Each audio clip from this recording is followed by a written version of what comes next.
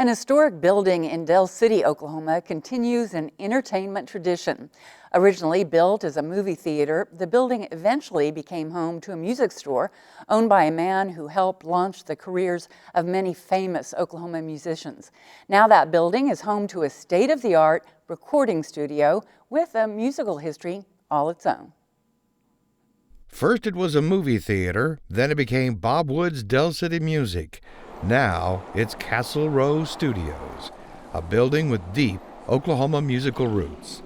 Bob Wood had a successful music career. His band, featured as Las Vegas entertainers, meant years on the road.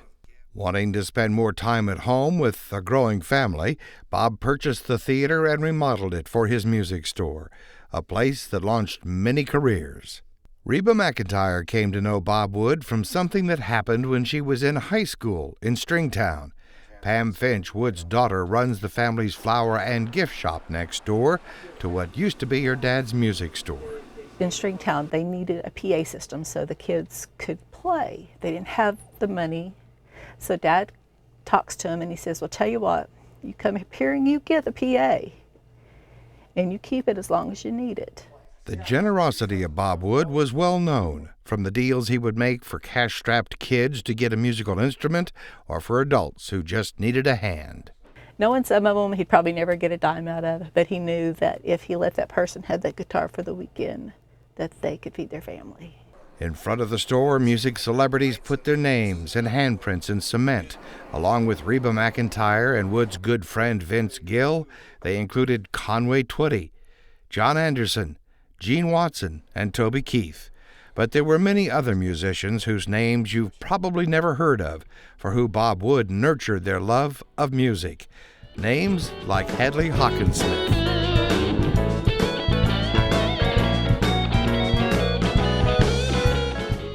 Hawkinsmith has been Neil Diamond's guitarist for 25 years, and he's an outstanding jazz guitarist. A Del City native who earned his chops at Bob Wood's Del City Music. Not long after Wood passed away, the music store was closed and the building began to fall into disrepair. Then in 2014, a pair of newly married UCO graduates showed up to take a look. The first time we saw it, we knew the potential was there. I mean, we felt the vibe. It was dirty, there was a lot of things that needed to be cleared out, but we could just tell the layout of the space. You could feel the history. I think the marquee out front kind of sells it. And then when we realized that Bob had a studio in here, I mean, Garrett and I were like, well, duh, this is the building. Garrett and Ashton Starks are just 22 years old. They have a 2-year-old daughter and a 4-month-old son. And they also have something else, a tremendous amount of ambition, talent, and love for their home state. While we were in school, you hear of all these people that are going to leave Oklahoma to go do something elsewhere. And to me, again, it's just not acceptable. There's so much talent here. There's so much music here. They bought the building and got to work with the help of friends, turning it into something very new. Hey, want to come help us rip out a building? And they thought we were freaking crazy. And I thought, no, it's fine. It's going to be so much fun. Garrett and Ashton searched the country for audio equipment.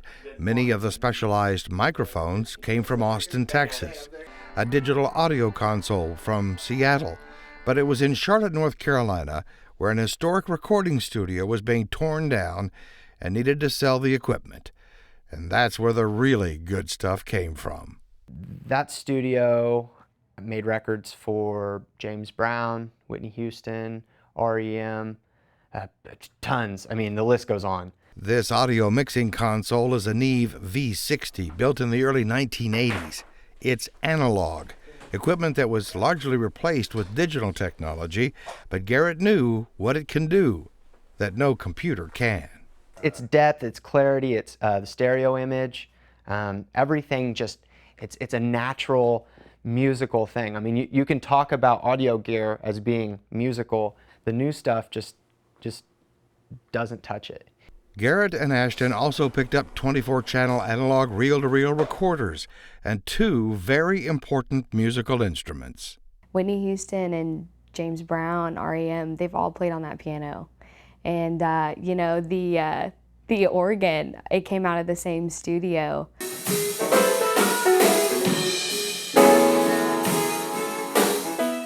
Turning the music store into a recording studio also allowed the Starks to use the old theater stage as part of their large studio soundstage.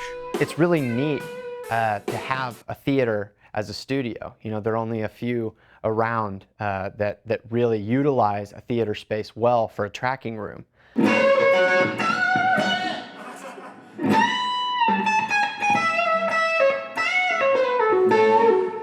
But acoustically, I mean, they were designed to be well tuned.